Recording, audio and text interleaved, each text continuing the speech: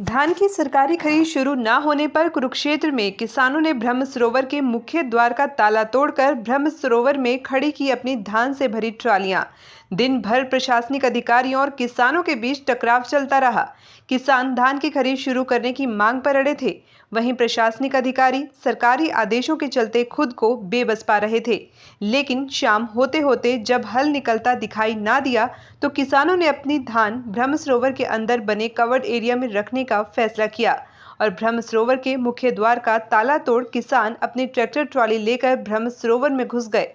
किसानों का कहना है कि सरकार द्वारा 11 अक्टूबर तक धान खरीद न करने का फैसला एक गलत फैसला है और जिसके चलते किसानों को अपने 6 महीने की मेहनत तो 10 दिन तक संभाल कर रखना लगभग नामुमकिन है।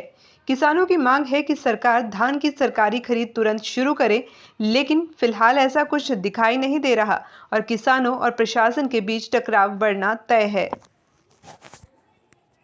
भगवान भी किसान का साथ नहीं दे रहा है, कई दिनों से बारिश चल रही है, तो भाई हम चाहते हैं भी किसान दुखी ना हो, थानेसर का किसान दुखी ना हो। अब सच्चाई तो यह है कि भारतवर्ष का किसान दुखी ना हो।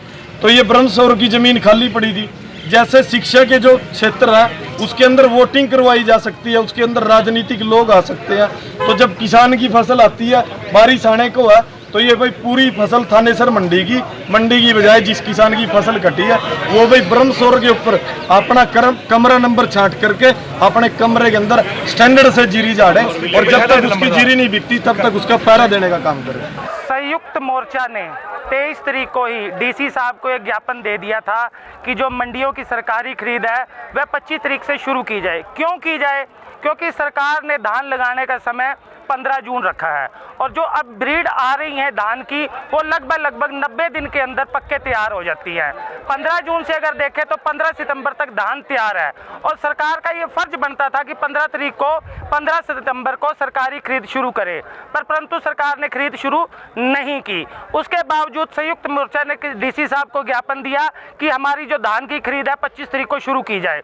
ज्ञापन देने के बाद एडीसी साहब ने हमें आश्वासन दिया कि 1 अक्टूबर को सरकारी खरीद शुरू कर दी जाएगी, परंतु जो कल सूत्रों से पता लगा है जो अब धान की खरीद है वो 11 अक्टूबर से शुरू होगी। इससे यह स्पष्ट लगता है कि सरकार जो प्राइवेट सेक्टर से मिली हुई है वो किसान को पूर्णतः तंग करना चाहती है ताकि किसान तंग होके सर अभी क्या है कि सिर्फ बासमती ब्रीड को छोड़ के 11 अक्टूबर तक लगभग 90% धान मंडी में आ जाएगी और सरकार और प्राइवेट सेक्टर यही चाहता है कि हम इसको मिलके किसान की जो धान है उसको औने बोने भाव पे खरीद सके और इससे ये स्पष्ट हो सका है कि सरकार इसको खुद प्राइवेट करना चाहती है और उसी के रोष में किसानों ने आज यहाँ रोड जाम किया है। कुरुक्षेत्र में कहाँ पर रोड जाम किया? कुरुक्षेत्र में अभी ये सिर्फ बीआर चौक पे किया है। एसडीएम साहब से हमने एसडीएम साहब अभी आ रहे हैं, उनको ज्ञापन देंगे। अगर वो पूर्णतः हमें कोई आश्वासन नहीं देते कि आज से ही किसान की धान की खरीद शुरू होगी, सर पहले ही किसान तो मरा पड़ा है। आप देखें कि बारिश की वजह से 50% धान पहले ही खराब हो चुकी है और ऊपर से ये जो धान की खरीद में देरी हो रही है यह किसान को बिल्कुल मारने का डेथ वारंट का काम कर रही है।